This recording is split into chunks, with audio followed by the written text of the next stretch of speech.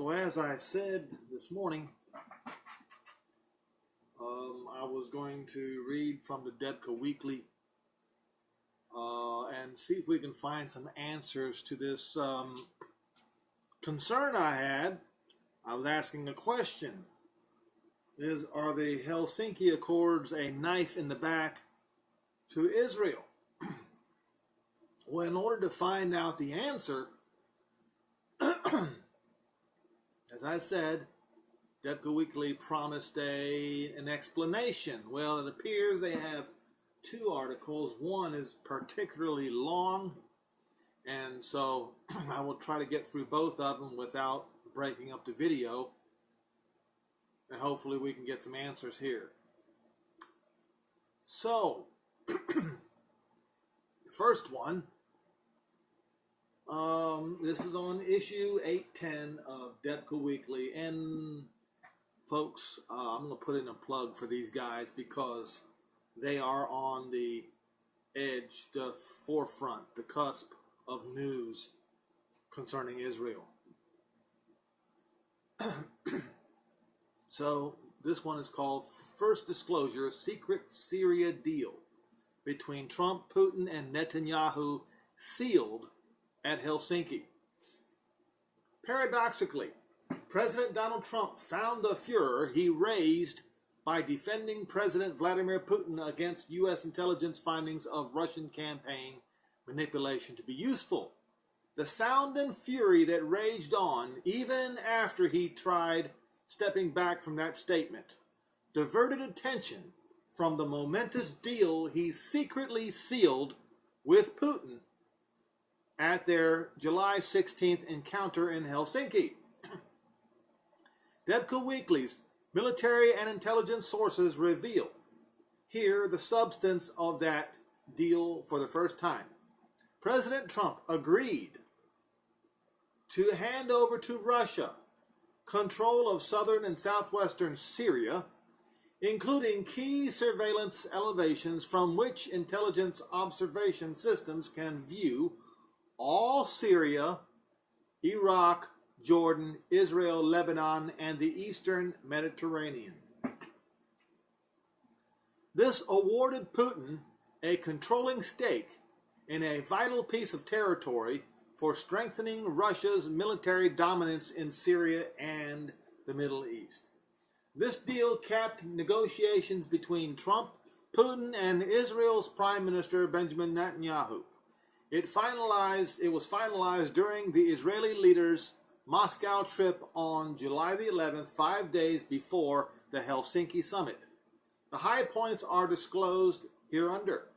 Number one, Israel calls off its military campaign against Iranian Hezbollah Shiite militias from Iraq, Afghanistan, and Pakistani troops who are fighting for Bashar Assad in Syria. Number two, Israel reserves the right to strike any Iranian deliveries of new advanced weapon systems to Syria. Russian forces will continue to turn a blind eye as before. 3. Israel will refrain from attacking the Syrian government forces moving in on the provinces of Daraa and Quneitra on the Jordanian and Israeli borders. Number 4. Both Netanyahu and Assad are committed to upholding the 1974 Separation of Forces Accord between their governments. This provides a 3-strip buffer zone running the length of their 80-kilometer-long border. The first strip, 235 kilometers wide and situated on the Syrian side of the Golan border.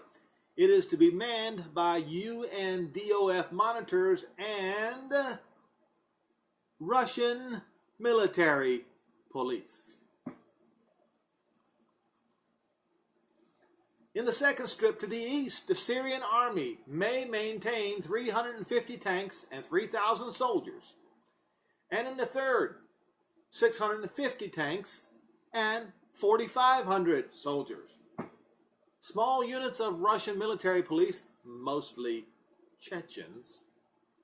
Now, I'll stop right here for just a second and let me remind you that where Chechnya is today was once called Gog, Georgia.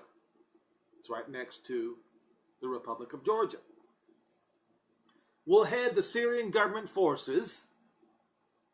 You heard it right. Will head the Syrian government forces pushing into Daraa and Quneitra as guarantors of Syrian compliance with the trilateral U.S.-Russian-Israeli Accord. Number 6.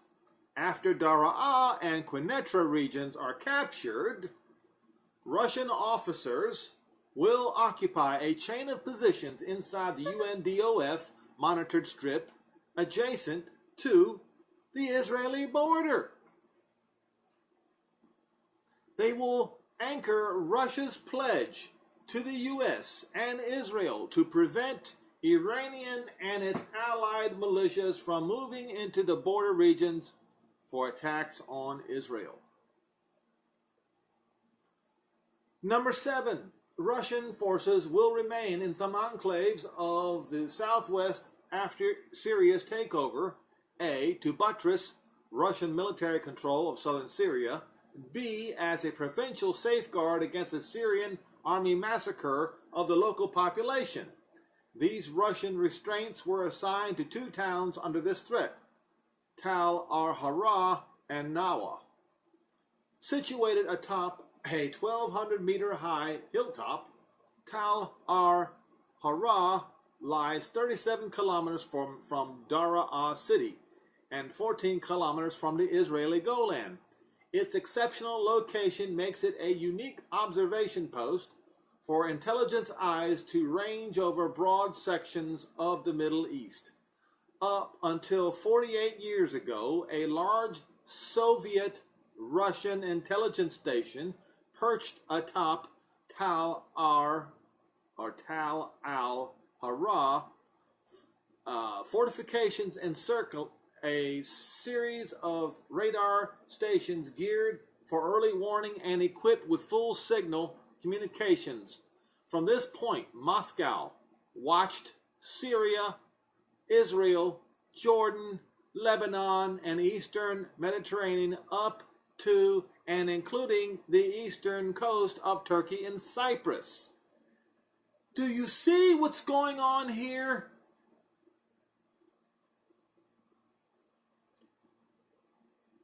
This is crazy. And I'm not even done with this first article yet. We are setting the stage for the same scenario as the '67 war. Does nobody read history? Unbelievable. In 1967, during the Six-Day War, Israel captured this strategic hilltop, dismantled the Russian gear, and sent it over to U.S. intelligence by special flight. This was a rare bonanza for the U.S. in the Cold War against Soviet Russia. Tal al-Hara reverted to Syria when the Begin government restored Quneitra to Syria. 3 years ago, it fell into rebel hands. Russian intelligence is bound to seize on Tal al-Hara as a choice site for installing its most advanced intelligence systems.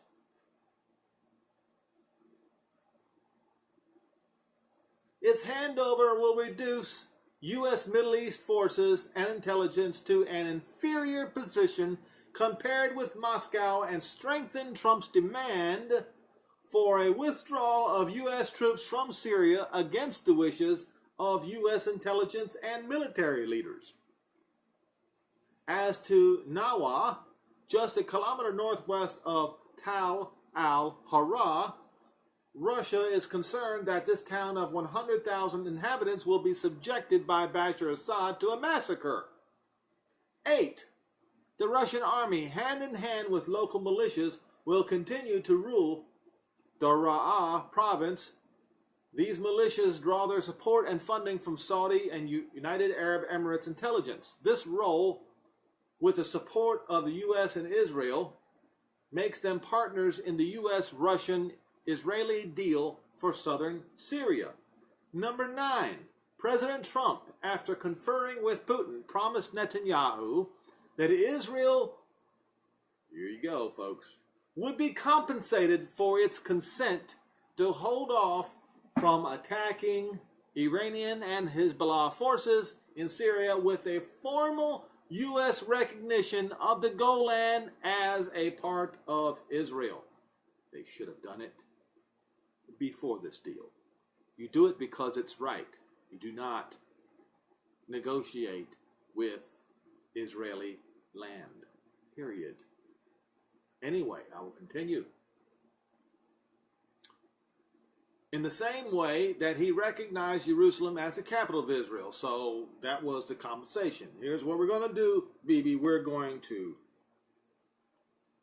give Russia what they want, and we then will recognize the Golan Heights as belonging to Israel, just as we did Jerusalem.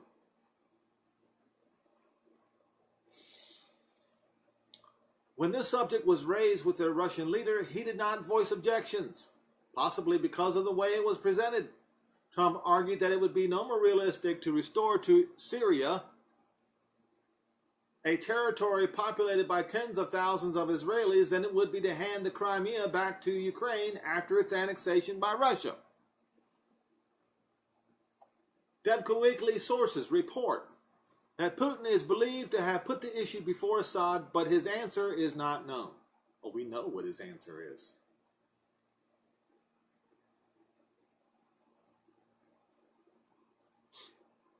And remember, in Ezekiel 38, it says about this northern leader that an evil thought will come to his mind.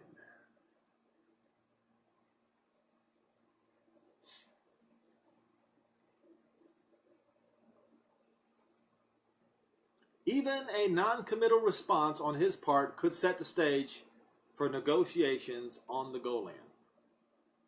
But meanwhile, before any part of the trilateral deal went into effect, the Syrian army late on Tuesday, July 17th, launched heavy airstrikes on the city of Nawa and reportedly inflicted dozens of civilian casualties in defiance of Damascus's commitment to the Russians to halt aerial bombardments over Quneitra and Daraa. That commitment also obligated Syria to pull its troops back from the first buffer strip for its handover to UNDOF and Russian monitors. On Monday, the same day as the Helsinki summit, the Syrian army pulled back from Beit Jin in an enclave opposite an Israeli Herman outpost, but typically 800 troops remained there disguised as local farmers. Late news: Syrian rebel resistance to the Syrian army advance on Quneitra opposite the Israeli Golan crumbled on Thursday, July 19th, in the absence of Israeli military support. The terms of surrender that rebel leaders signed with Syrian army officers obliged them to hand over all their strongholds, including the town of Quneitra.